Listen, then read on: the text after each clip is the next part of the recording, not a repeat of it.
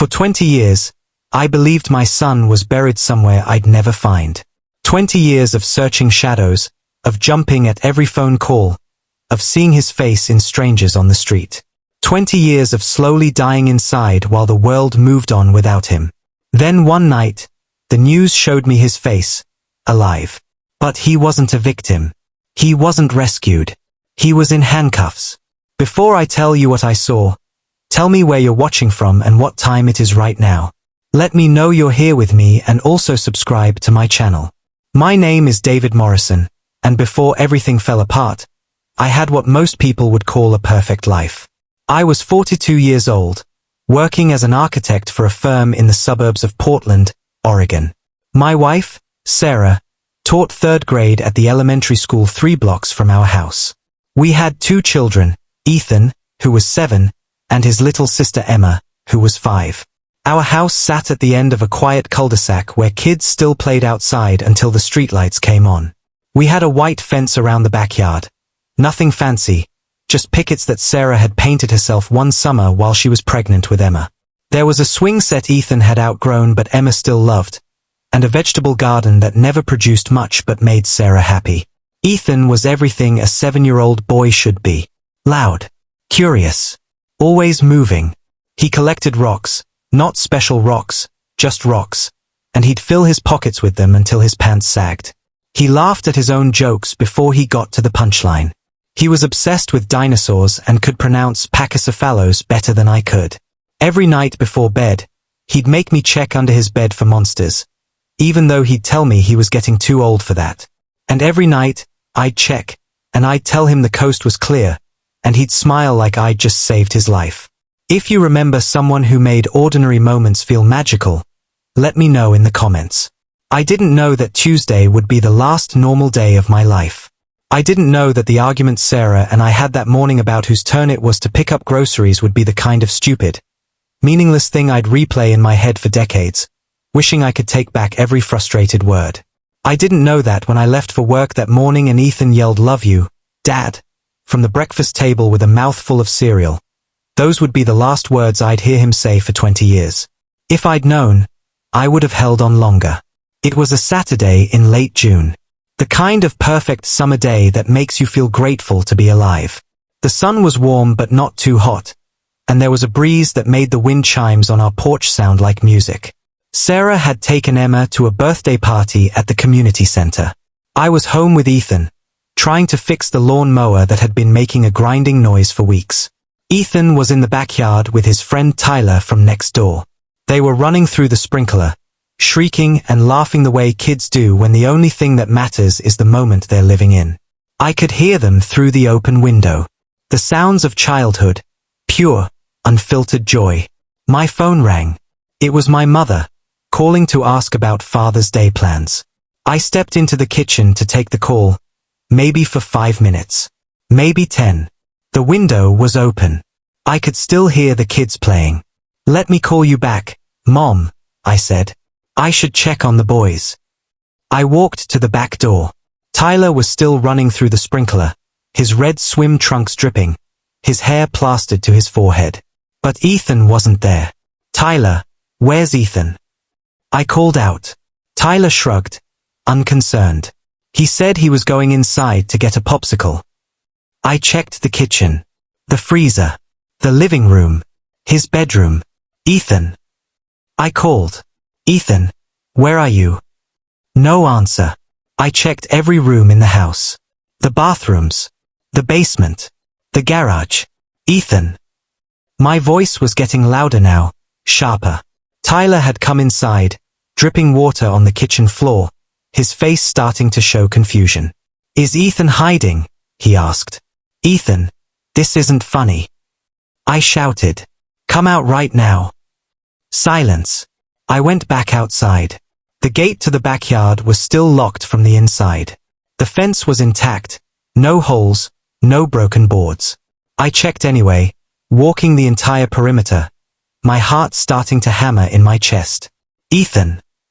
The neighbors' yards. The front yard. The street. I called his name until my throat was raw. I called his name, and the world went quiet. My son had vanished from a place he should never have been able to leave. If you're already feeling the weight of this story, hit the like button. Let's get through this together. The police arrived within 15 minutes. 2 officers, a man and a woman, who spoke in calm, professional voices that did nothing to calm the animal panic clawing at my chest. How long has he been missing? 20 minutes. Maybe 30. I don't know. I wasn't looking at the clock. What was he wearing? Blue swim trunks. No shirt. No shoes. They searched the house. They searched the yard. They brought dogs that sniffed Ethan's pillow and his favorite stuffed dinosaur and then led officers through the neighborhood, only to lose the scent at the sidewalk. Sarah came home to find police cars in our driveway and neighbors gathering on the street. She dropped the birthday cake she'd been carrying. I watched it fall in slow motion, the pink frosting splattering across the concrete like blood. "Where is he?" she screamed. "David, where is he?" I couldn't answer. I couldn't tell her I didn't know, that I'd been inside for 10 minutes, just 10 minutes, and our son had disappeared. By nightfall, there were search parties. Volunteers combing through yards and woods and drainage ditches. Helicopters with searchlights circling overhead. News vans parked on our street. The FBI arrived on Sunday. They asked us questions we'd already answered 100 times. They asked questions that made us sound like suspects. Is there anyone who might want to hurt your family? Has Ethan ever run away before? Are there any custody disputes? No. No. No. Missing posters went up on every telephone pole, in every shop window. Ethan's school picture, the one where his cowlick stuck up no matter how much I tried to smooth it down that morning, stared out at us from everywhere we looked. Missing, Ethan Morrison, age 7. The days turned into weeks. The weeks turned into months. And slowly, horribly, the world moved on. The news vans left. The volunteers stopped showing up. The police assured us they were still investigating, but their visits became less frequent. The FBI agent who'd been assigned to our case stopped returning our calls as quickly. Life, we discovered, doesn't stop just because yours has ended. People still went to work. Kids still went to school. Neighbors still mowed their lawns and waved hello like nothing had changed. But everything had changed. The world moved on. I didn't. Comment "Find him" if you believe every missing child deserves to be brought home. Grief without a body is a special kind of torture.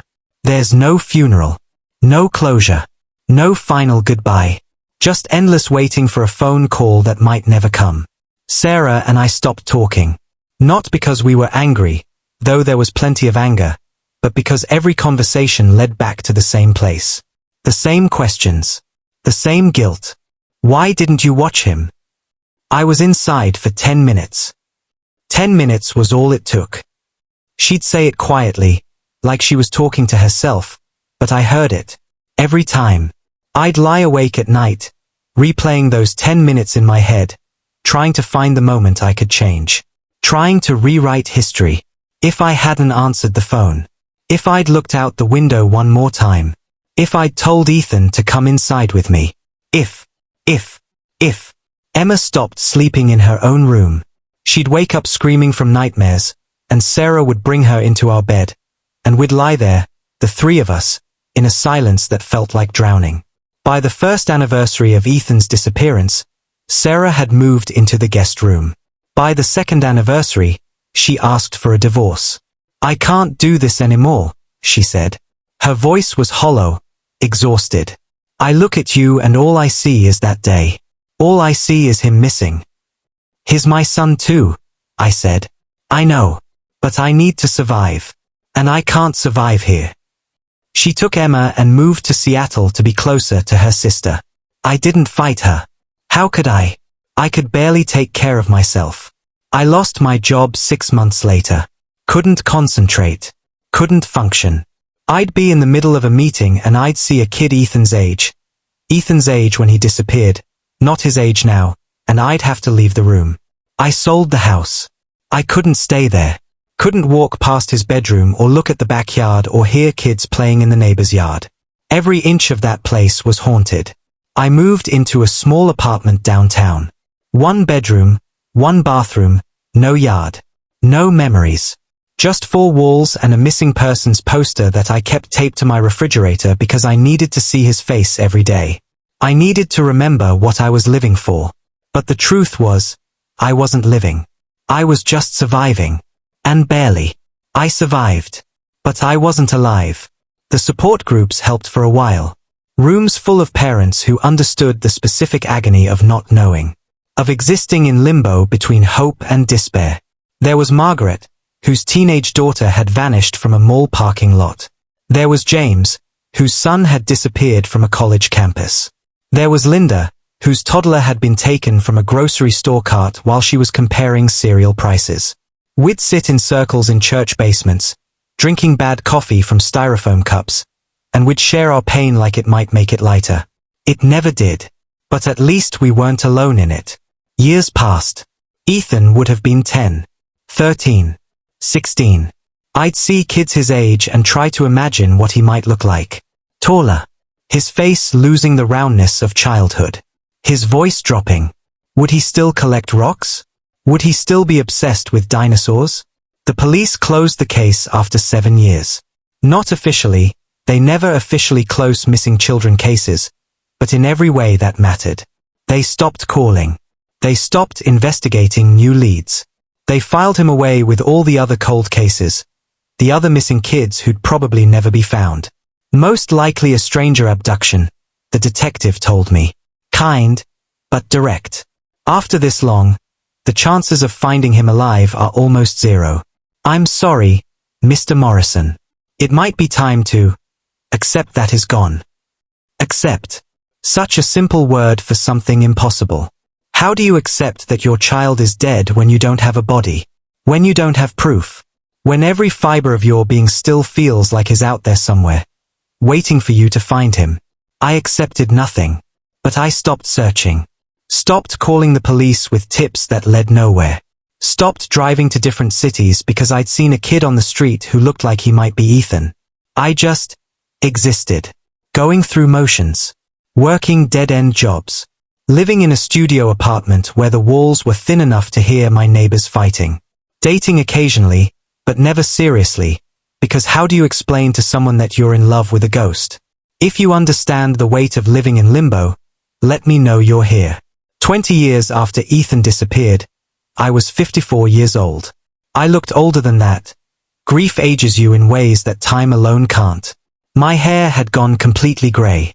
I'd developed a stoop from years of hunched shoulders and sleepless nights. I worked as a night manager at a warehouse. It was mindless work, which was exactly what I needed. No thinking. No feeling. Just showing up, doing my shift, and going home. I lived alone. Emma was 25 now, living in New York, working in marketing. We talked maybe once a month. She was polite but distant, like I was an obligation she had to maintain. I couldn't blame her. I reminded her of the worst thing that had ever happened to our family. Sarah had remarried 10 years ago. I'd gotten the announcement in the mail, not an invitation, just a note letting me know. I was happy for her. She deserved happiness. She deserved to move on. I couldn't. That Thursday night was like every other Thursday night. I got home from my shift around midnight, exhausted but not tired enough to sleep. I heated up a frozen dinner in the microwave, some kind of pasta thing that tasted like cardboard, and turned on the TV while I ate. Local news. The usual stories. A car accident on the highway. A city council meeting about parking regulations. A human interest piece about a dog that had learned to skateboard. I wasn't really watching. The TV was just noise, filling the silence. Then the anchor's voice changed. Became more serious. We're following breaking news tonight out of Salem. Police have arrested a man in connection with a string of burglaries that have plagued the area over the past 3 months. I looked up. 27-year-old Marcus Bennett was taken into custody this evening after a homeowner returned to find him inside their residence. The screen cut to footage. A man in handcuffs being led out of a house by police officers. The camera was shaky, clearly shot by a news crew scrambling to capture the moment. The man turned toward the camera. Just for a second. just long enough for me to see his face. I dropped my fork. It clattered against the plate, and then the plate slid off my lap and shattered on the floor. I couldn't breathe. I couldn't move. Because the face on the screen. It was Ethan's face. Not exactly. The man was older. His jaw was sharper. His features had matured. But the eyes were the same. The shape of his nose was the same. The way his left ear stuck out slightly more than his right. The thing Sarah used to say gave him character, was the same. The name at the bottom of the screen read, Marcus Bennett, 27. 27 years old. Ethan would be 27 years old. The footage froze on a mugshot. The man, Marcus Bennett, staring at the camera with dead, empty eyes. I grabbed the remote with shaking hands and rewound the DVR. Watched the footage again. And again. And again. I didn't recognize the name. But I recognized the face. If this just sent chills down your spine, let me know in the comments. I didn't sleep that night. I sat at my kitchen table with my laptop, searching for everything I could find about Marcus Bennett. The articles were sparse but consistent. He'd been arrested for burglary, breaking and entering, possession of stolen property. This wasn't his first offense. There were previous arrests going back to when he was a juvenile. Petty crimes that had escalated over time. I found his mugshot from the arrest. I blew it up on my screen until I could see every detail. There was a small scar above his right eyebrow. Ethan had gotten a scar in that exact spot when he was 5, falling off his bike and hitting the handlebars. I'd taken him to the emergency room. 3 stitches. I zoomed in on his eyes. Hazel with flecks of gold. Ethan's eyes. I compared the mugshot to the missing persons poster I still kept in my nightstand drawer. The same distance between the eyes. The same slight asymmetry to his face. The same everything, just aged. I pulled up age progression images that the FBI had created over the years. Computer-generated predictions of what Ethan might look like at 10, at 15, at 20. The resemblance to Marcus Bennett was uncanny. By 3 in the morning, I'd compiled a folder of evidence. Screenshots. Articles. Side-by-side comparisons. Medical records from Ethan's childhood. The scar above his eyebrow. The fractured wrist from when he fell out of a tree at 6.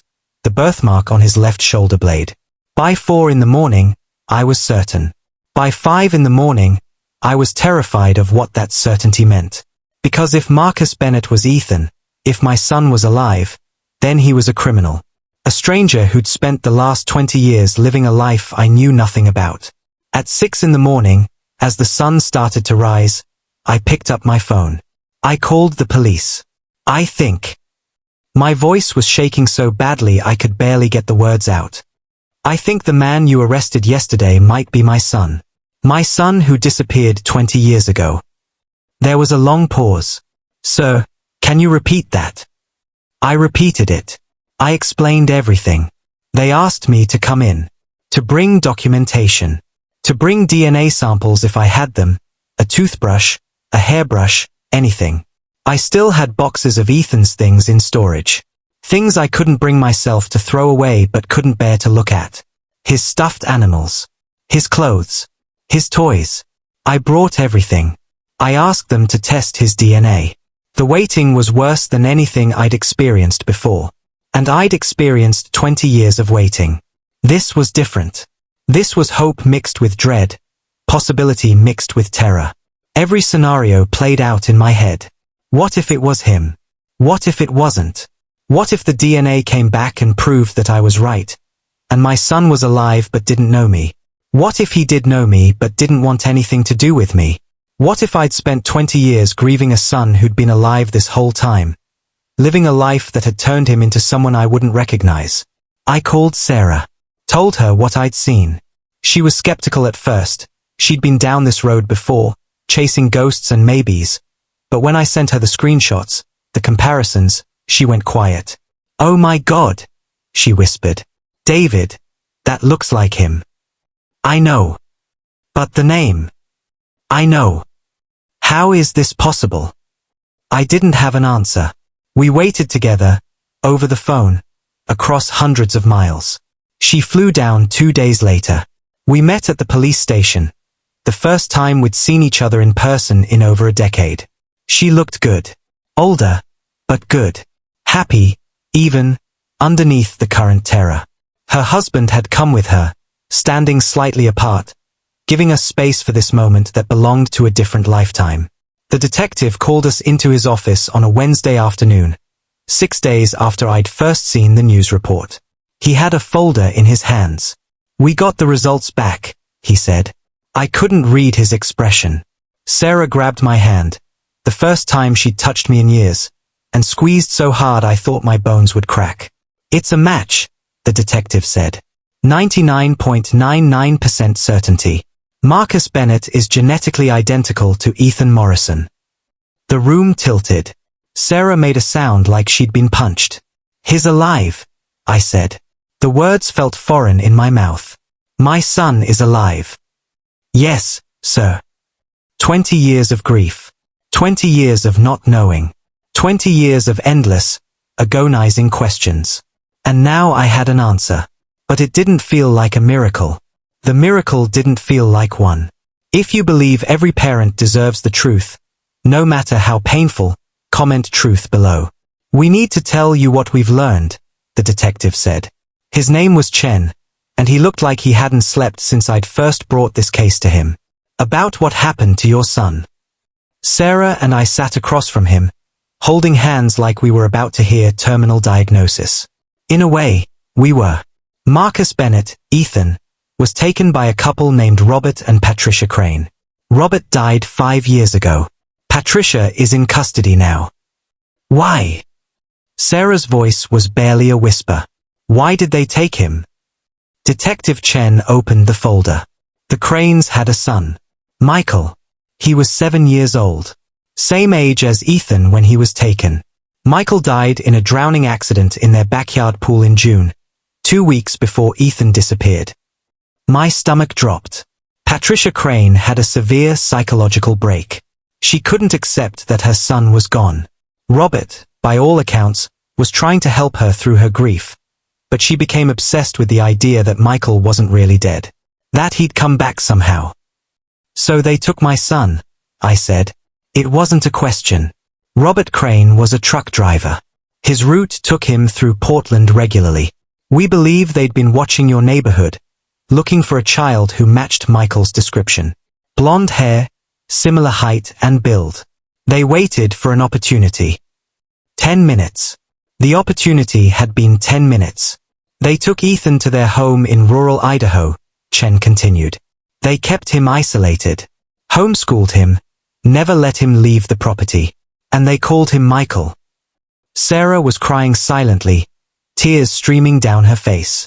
"They convinced him that he was Michael Crane, that he'd always been Michael Crane, that he'd had an accident and forgotten his old life. But this was who he really was. They showed him photographs of Michael, their real son, and told him those were memories he'd forgotten." "He was 7 years old," I said. My voice sounded like it belonged to someone else. "He was 7 years old and they brainwashed him." "Essentially, yes. Young children are particularly vulnerable to this kind of manipulation, especially when isolated from anyone who could contradict the narrative. Over time, he came to believe it. He forgot he'd ever been anyone else." "How could he forget?" Sarah asked. "How could he forget us?" "Trauma," Chen said gently, "combined with constant reinforcement of a false identity, isolation, and time. Memory, especially in children, is more malleable than we'd like to think. By the time he was 10, 11 years old, he probably didn't remember being Ethan Morrison at all. I thought about Ethan's face on that mugshot. The dead eyes. The emptiness. What happened when he got older?" I asked. "Robert Crane died when Ethan was 22. Patricia's mental health deteriorated further. He started to realize that something was wrong with his childhood, that the isolation wasn't normal. He found documentation. His social security number didn't match any records. There was no birth certificate, no school records before a certain age. He found out he'd been kidnapped. He found out nothing about his life made sense," Chen said. But he didn't know who he really was. Patricia would become violent if he asked questions. By that point, he'd already been in trouble with the law, juvenile offenses, mostly property crimes. He left home at 23, took odd jobs, moved around a lot. The criminal behavior escalated. Did he know?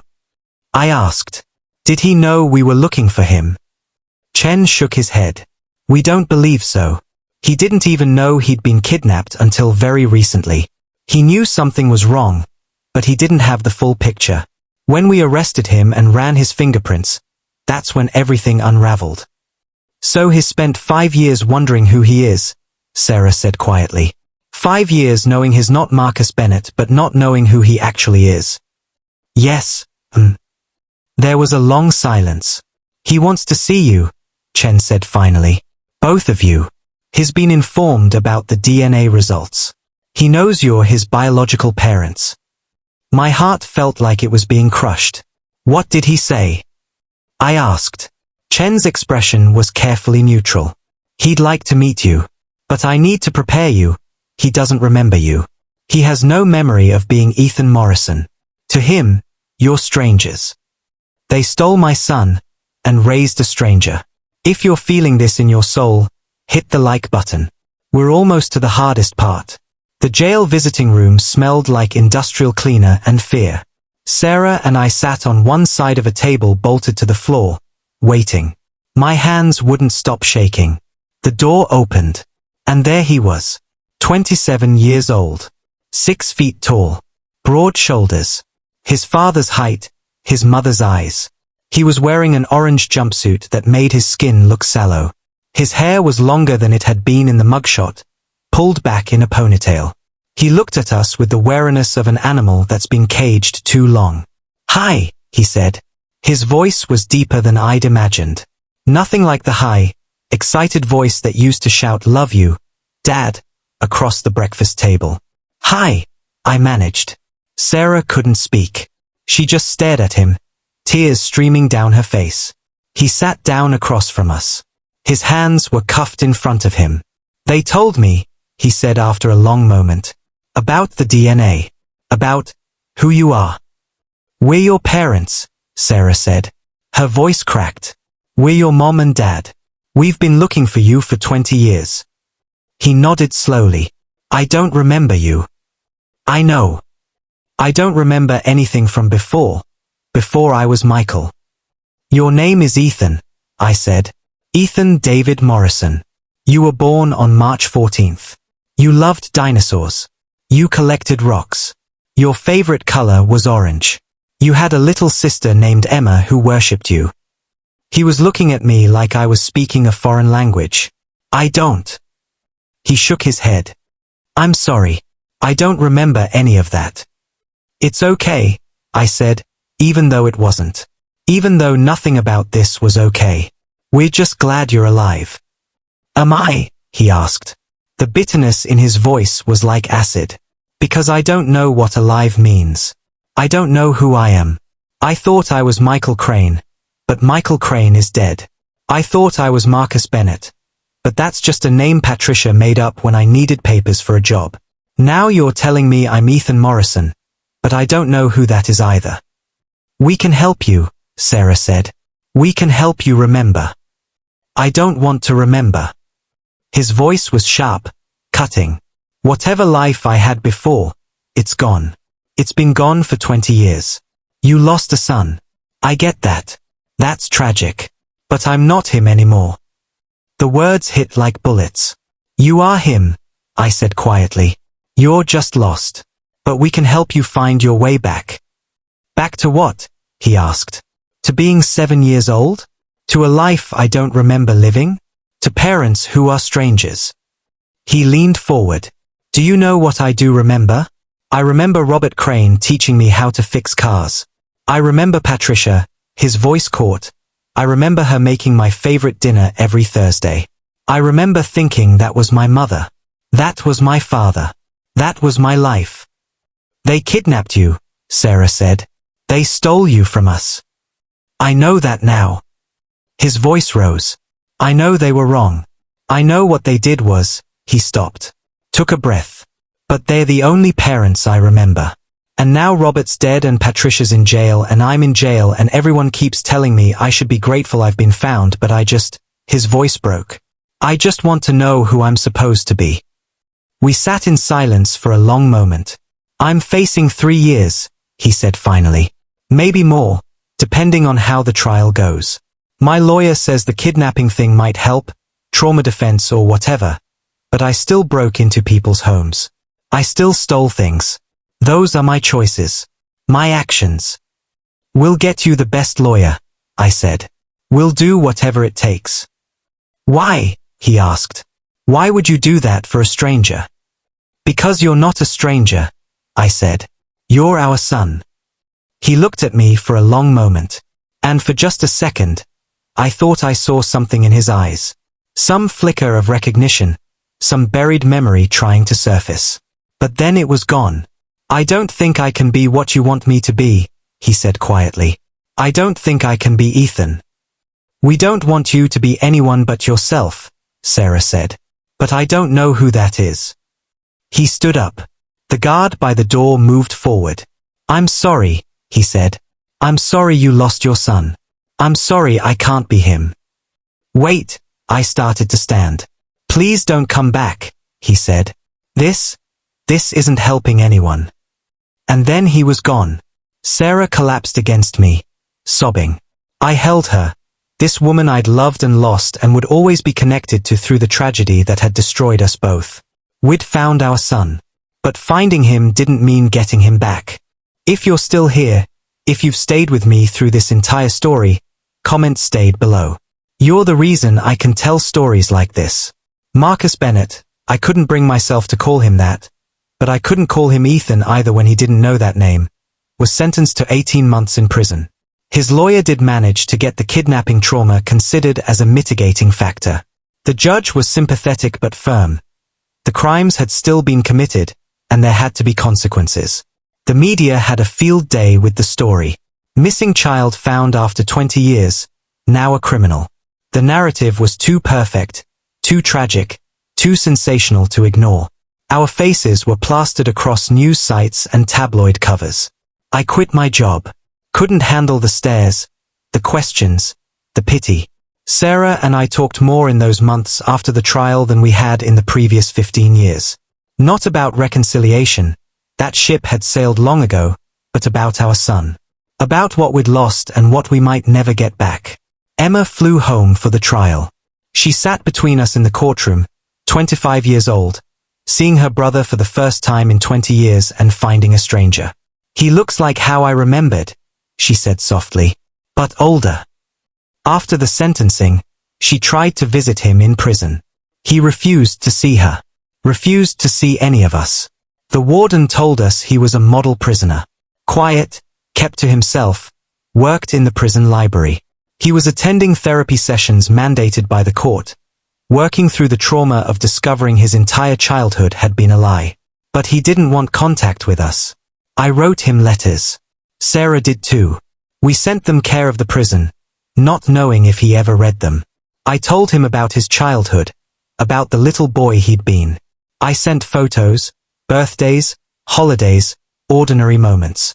Emma sent pictures of herself, updates about her life, an olive branch from the sister he didn't remember. We never got responses. I took down the missing persons poster from my refrigerator. For 20 years, I'd needed to see his face every day to remember what I was living for. Now I knew where he was, and somehow that made it worse. Because my son hadn't died. He'd become someone else. Someone who didn't want to know us. He was released after 14 months for good behavior. The prison system called to let us know. They gave us the date and time, in case we wanted to be there. We went. Sarah, Emma, and me. Standing in the parking lot of a correctional facility, waiting to see if he'd even acknowledge us.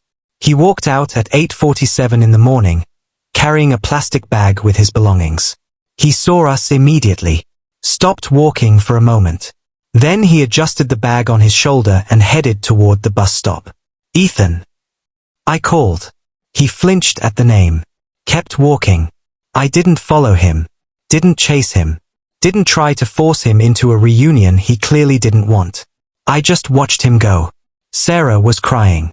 Emma was holding her hand. And I was standing there, realizing that you can spend 20 years searching for someone. And when you finally find them, they might not want to be found.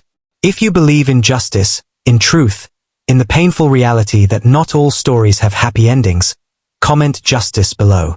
That was 3 years ago. I don't know where he is now. Whether he kept the name Marcus Bennett or chose something new. Whether he's working, whether he's happy, whether he ever thinks about the parents who never stopped looking for him. I hope he's found peace. I hope he's found himself, whoever that turns out to be. Emma sees a therapist now. She says it helps, processing the fact that she has a brother who's alive but might as well be a ghost. She's getting married next year. She asked if she should try to invite him. Only if you want to, I told her. Only if you're prepared for him to say no. She decided not to risk it. I don't blame her. Sarah calls me sometimes. We talk about other things mostly, her grandchildren from her stepkids, my new job working at a community center helping families of missing children. But sometimes, late at night, she'll call and we'll talk about him. Do you think he'll ever want to know us? She asked last week. I don't know, I said. Maybe. Someday. When he's ready. What if he's never ready? I didn't have an answer for that. I used to think the worst thing that could happen was not knowing. Spending your entire life wondering what happened, where your child went, if they continue. 8:33 a.m.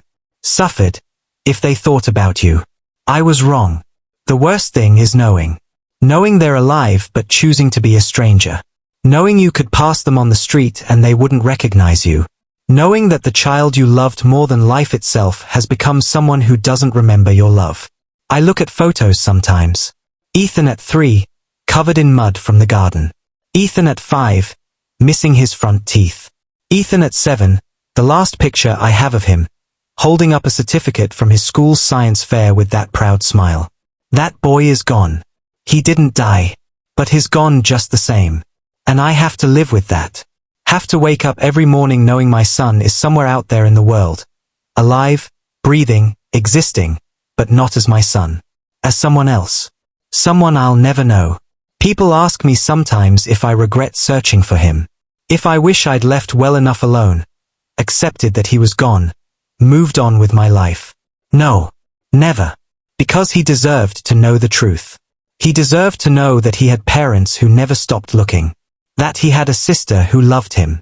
That his disappearance wasn't because he wasn't wanted or wasn't loved. He deserved to know that for 7 years, he was the center of someone's universe. Even if he can't remember it. Even if he doesn't want it. If this story changed you, if it made you hold your loved ones a little tighter, if it reminded you that ordinary moments are precious because they can disappear in an instant, let me know. Comment below and tell me what you're feeling. I still keep that poster. Not on my refrigerator anymore, but in a drawer where I can find it when I need to remember. When I need to see the face of the boy who collected rocks and loved dinosaurs and thought his dad could save him from monsters under his bed. I couldn't save him from the real monsters. The ones who wore human faces and lived in a house in rural Idaho and convinced him that his entire life was a lie. But I found him. And maybe someday, that will be enough. Maybe someday, he'll be ready to be found. Until then, I live my life. I work with families who are still searching. I tell them not to give up hope, even though I know hope can be the cruelest thing of all. I tell them that sometimes, your child doesn't die. Sometimes, they disappear while you're still alive. And you spend the rest of your life mourning someone who's still breathing.